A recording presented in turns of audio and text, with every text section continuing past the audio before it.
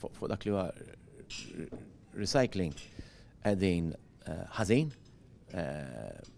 Turkija jgħamilna bażikament fir-riċiklaġġ. Din l-ammissjoni tal-Ministru tal-Ambjent José Herrera fil-jum li fih ġie ppreżentat ir-rapport dwar l-istat tal-ambjent f'Malta, bbażat fuq 7 snin ta' studju mill-Awtorità Maltija għall-Ambjent u r-Riżorsi.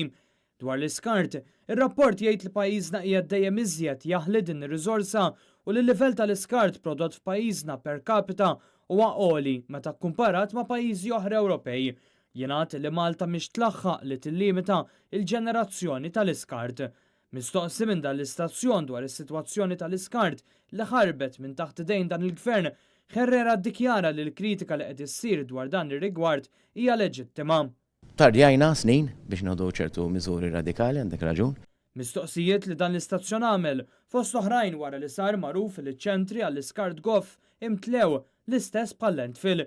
Imtlew ukoll il-containers tal-Wasteserv, tant li l-operaturi li jiġbru l-iskart goff qed jarmu kollox f'munzelli fis-siti rispettivi, waqt li numru ta' makkinarju tal-Wasteserv jinsab wieqaf bil-ħsara.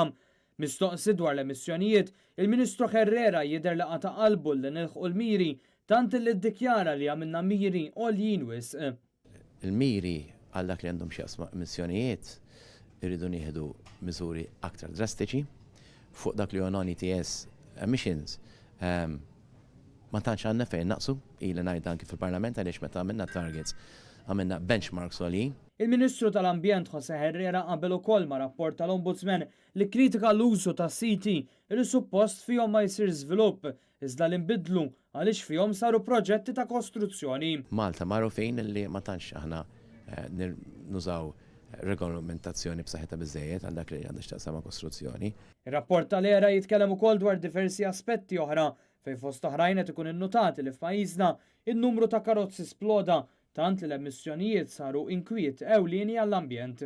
Jikkonferma dan studju tal-Unjoni Ewropea li sar fost studenti Maltin u li juri li dawk li jkunu fi klassijiet li jagħtu għal fuq it-triq isofru minn problemi respiratorji u livelli ogħla ta' carbon monoxide.